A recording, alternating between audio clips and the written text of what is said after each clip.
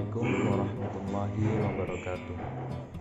Salam sejahtera bagi kita semua. Perkenalkan, nama saya Muhammad Sahab, mahasiswa jurusan Ilmu Hadis, Fakultas Usuluddin dan Filsafat UIN Sunan Ampel, Surabaya.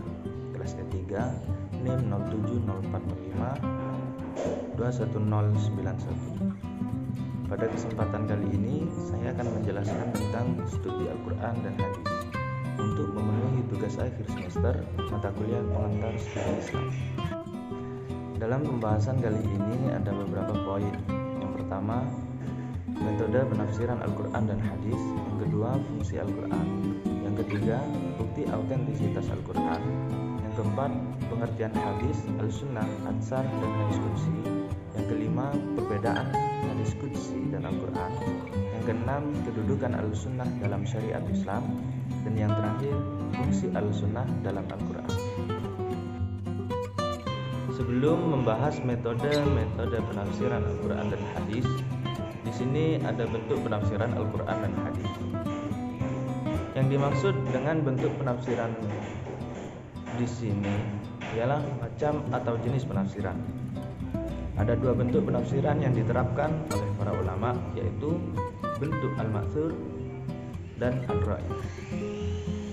Yang dimaksud dengan bentuk al-ma'thur di sini adalah bentuk penafsiran yang paling tua dalam sejarah kehadiran tafsir dalam khazanah intelektual Islam. Tafsir ini sampai sekarang masih terpakai dan dapat dijumpai dalam kitab-kitab tafsir seumpama Tafsir Al-Tabari, Tafsir Ibnu Katsir, dan lain sebagainya. Untuk bentuk yang kedua, yaitu al-ra'i. Yang dimaksud dengan bentuk al-ra'i di sini adalah penafsiran Al-Quran yang dilakukan berdasarkan ijtihad mufassir setelah mengenali lebih dahulu bahasa Arab dari berbagai aspeknya, serta mengenali lafal-lafal bahasa Arab dan segi-segi argumentasinya yang dibantu dengan menggunakan syair-syair jahili serta mempertimbangkan asbabun nuzul dan berbagai sarana yang dibutuhkan mufassir. Jadi di sini jelas bahwa secara garis besar perkembangan tafsir sejak dulu sampai sekarang adalah melalui dua bentuk tersebut, yaitu bil al-ma'thur dan bil al-ra'i. Selanjutnya, metode penafsiran.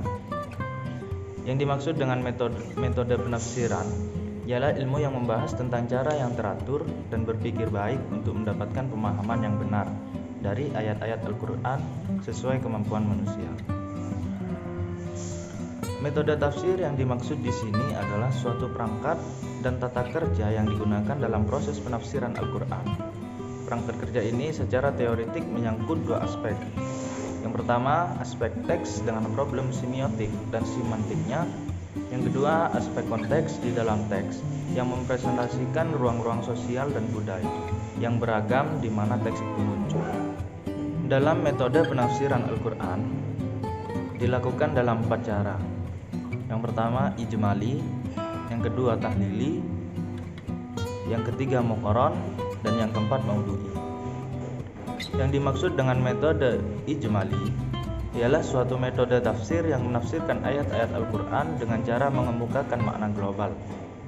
Pengertian tersebut menjelaskan ayat-ayat Al-Quran secara ringkas, tapi mencakup dengan bahasa yang populer, mudah dimengerti, dan enak dibaca. Yang kedua, metode tahlili. Yang dimaksud dengan metode tahlili ialah menafsirkan ayat-ayat Al-Quran dengan memaparkan segala aspek yang terkandung di dalam ayat-ayat yang ditafsirkan itu serta menerangkan makna-makna yang mencakup di dalamnya sesuai dengan keahlian dan kecenderungan mufassir yang menafsirkan ayat-ayat tersebut. Yang ketiga adalah metode muqaran. Pengertian metode ini dapat dirangkum menjadi 3 bagian. Yang pertama, membandingkan teks ayat-ayat Al-Quran yang memiliki persamaan atau kemiripan redaksi dalam 2 kasus atau lebih, dan atau memiliki redaksi yang berbeda bagi satu kasus yang sama. Yang kedua, membandingkan ayat-ayat Al-Quran dengan hadis Nabi SAW yang pada lahirnya terdapat bertentangan. Dan yang ketiga, membandingkan berbagai pendapat ulama tafsir dalam menafsirkan Al-Quran. Selanjutnya, metode maudhu'i. Yang dimaksud dengan metode maudhu'i ialah membahas ayat-ayat Al-Quran sesuai dengan tema atau judul yang telah ditetapkan. Semua ayat yang berkaitan dihimpun, kemudian dikaji secara mendalam dan tuntas dari berbagai aspek yang terkait dengannya seperti asbabun nuzul, kosakata, dan sebagainya. Selanjutnya pembahasan tentang fungsi Al-Quran. Di sini ada dua segi. Yang pertama dari segi nama-namanya. Al-Huda atau petunjuk. Al-Quran merupakan petunjuk bagi manusia untuk bisa meraih kebahagiaan dunia dan akhirat. Yang kedua, Al-Furqan, pembeda. Membedakan antara yang benar dan yang batil, yang baik dan yang buruk, yang halal dan yang haram. Yang terakhir, Asy-Syifa atau obat. Bisa menjadi obat yang menyembuhkan berbagai penyakit, terutama penyakit hati. Selanjutnya dari segi kedudukannya. Al-Quran menyempurnakan kitab-kitab sebelumnya. Al-Quran sebagai sumber pokok agama Islam. Selanjutnya bukti autentisitas Al-Quran. Kita sebagai umat Islam meyakini bahwa Al-Quran merupakan wahyu Allah Subhanahu wa taala yang diturunkan kepada Nabi Muhammad SAW melalui perantara malaikat Jibril yang turun secara berangsur-angsur, yang menjadi pedoman dan petunjuk bagi seluruh umat Islam agar tetap berada di jalan yang benar dan diridhoi Allah Subhanahu wa taala. Al-Quran adalah kitab suci umat Islam yang sangat diagungkan dan menjadi sumber rujukan utama dalam setiap tindak tanduk yang dilakukan. Tidak ada keraguan padanya sebagaimana yang termaktub dalam Al-Quran. Bismillahirrahmanirrahim. Dzalikal kitabul la raiba fihi hudzal lil muttaqin. Artinya, yang demikian itu tidak ada keraguan padanya sebagai petunjuk bagi orang-orang yang bertakwa. Quran Surat Al-Baqarah ayat 2. Allah telah menegaskan bahwa Al-Quran telah terjaga kesucian dan keautentikannya. Bahkan Allah sendiri penjagaan itu langsung dilakukan oleh Allah Subhanahu wa taala dalam firman-Nya, "Inna nahnu nazzalna dzikra wa inna lahu lahafizun." Artinya, sesungguhnya kami yang menurunkan Al-Quran dan kamilah pemelihara-pemeliharanya. Quran Surat Al-Hijr ayat 9.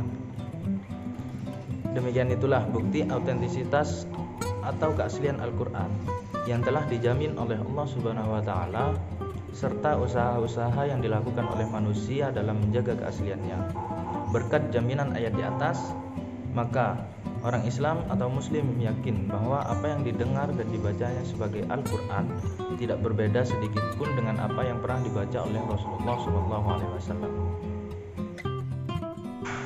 Selanjutnya pengertian hadis, sunnah, athar, dan hadis qudsi. Hadis secara bahasa artinya baru, terjadi, menceritakan. Namun secara istilah ada beberapa ulama yang berbeda pendapat. Ulama usul, segala sesuatu yang bersumber dari Nabi, baik berupa perkataan, perbuatan, atau takrir, yang bisa dijadikan hukum syariat. Menurut ulama fikih, segala sesuatu yang sudah ditetapkan Nabi, yang tidak ada hubungannya dengan masalah wajib atau fardu. Dan menurut ulama hadis, segala sesuatu yang disandarkan kepada Nabi, baik berupa perkataan, perbuatan, takrir, dan lainnya. Selanjutnya sunnah. Sunnah secara bahasa artinya jalan atau cara. Di sini juga berbeda pendapat.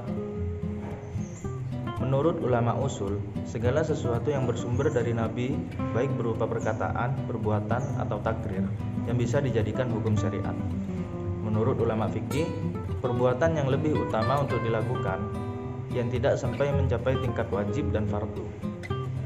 Menurut ulama salaf, lawan dari bid'ah, seperti melakukan sesuatu ibadah yang tidak ada dalilnya. Dan yang terakhir, menurut ulama hadis, segala sesuatu yang disandarkan pada Nabi, yang berupa perkataan, perbuatan, takrir, dan lain sebagainya, baik sebelum diangkat menjadi Nabi maupun sesudahnya. Selanjutnya atsar. Atsar secara bahasa ialah sisa atau bekas. Namun secara istilah sama dengan hadis. Namun ada juga yang menyatakan beda. Perbedaannya terletak pada jika hadis hanya untuk Nabi, sedangkan atsar bisa untuk Nabi dan yang lain. Selanjutnya hadis qudsi. Hadis qudsi merupakan perkataan Allah melalui lisan Nabi Muhammad SAW sebagai pelengkap wahyu yang diturunkan kepadanya. Lanjut, perbedaan hadis qudsi dan Al-Quran. Hadis qudsi adalah hadis yang diriwayatkan oleh Nabi SAW, dianggap sebagai firman Allah yang dinukil oleh Nabi namun dengan lafal dari beliau. Sedangkan Al-Quran adalah kalam Allah yang diturunkan kepada Nabi Muhammad SAW yang menjadi mukjizat bagi beliau, serta membacanya adalah suatu ibadah. Selanjutnya, kedudukan Al-Sunnah dalam syariat Islam. As-Sunnah adalah penafsiran terhadap ajaran Al-Quran. Ia merupakan implementasi realistis serta ideal dalam Islam. As-Sunnah di samping sebagai penafsir terhadap ajaran Al-Quran, juga berfungsi sebagai referensi dan sumber petunjuk kedua setelah Al-Quran. Umat Islam telah sepakat menjadikan sunnah sebagai salah satu dasar hukum untuk beramal atau beribadah. Karena sesuai dengan yang dikehendaki Allah, kesepakatan umat Islam dalam mempercayai, menerima, dan mengamalkan segala ketentuan yang terkandung di dalam sunnah sudah dilakukan sejak Rasulullah SAW masih hidup. Dengan demikian dapat dikatakan bahwa kedudukan sunnah dari segi statusnya sebagai dalil dan sumber ajaran Islam menempati posisi yang sangat strategis setelah Al-Quran. Selanjutnya, fungsi Al-Sunnah dalam Al-Quran. Di sini terdapat 3 fungsi sunnah terhadap Al-Quran. Yang pertama, sunnah menguatkan pesan-pesan hukum yang terkandung dalam Al-Quran. Yang kedua, sunnah menjelaskan dan menjabarkan pesan-pesan hukum tersebut. Dan yang ketiga, sunnah menetapkan sendiri pesan-pesan dalam hukum yang belum diatur dalam Al-Quran. Fungsi yang pertama yaitu fungsi sunnah sebagai penguat hukum dalam Al-Quran. Dalam fungsi ini, menurut hemat penulis, sunnah melakukan takkid atau penguat atas hukum-hukum yang terkandung dalam Al-Quran dengan menggunakan beberapa cara. Di antaranya, 1. Menegaskan kedudukan hukumnya, seperti dengan sebutan wajib, fardu, dan ungkapan yang sejenisnya untuk perbuatan-perbuatan yang diperintahkan dan sebutan haram untuk kategori perbuatan yang dilarang.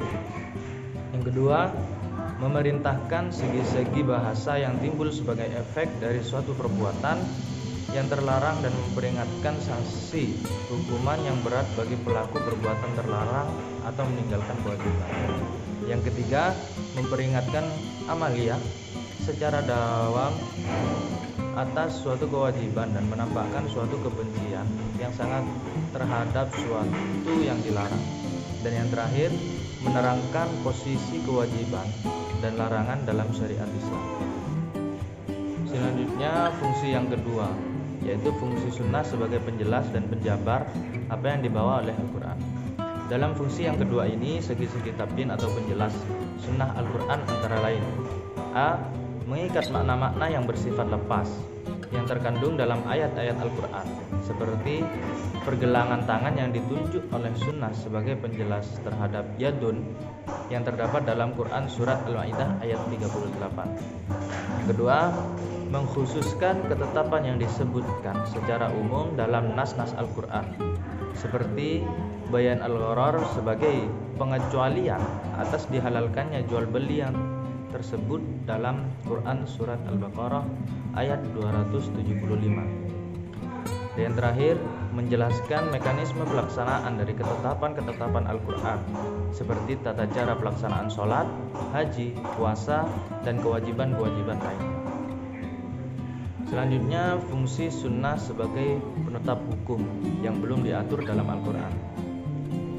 Dalam fungsi yang ketiga ini, sunnah melakukan tasyri' yang boleh dikata sebagai tambahan atas hukum-hukum yang tersurat dalam Al-Quran, seperti larangan memakan binatang buas yang bertaring dan burung yang berkaki menyambar sebagai tambahan atas 4 jenis hewan yang diharamkan untuk dimakan dalam Al-Quran. Nah, ketiga fungsi sunnah tersebut, 2 yang pertama disepakati oleh para ulama, sementara yang ketiga diperselisihkan. Adapun masalah pokok yang diperselisihkan tersebut adalah Apakah sunnah dapat menetapkan hukum secara mandiri tanpa bergantung kepada Al-Quran, atau penetapan itu selalu mempunyai usul dalam Al-Quran? Sekian dari saya, kurang lebihnya mohon maaf. Wabillahi taufiq wal hidayah wa ridha wal inayah. Assalamualaikum warahmatullahi wabarakatuh.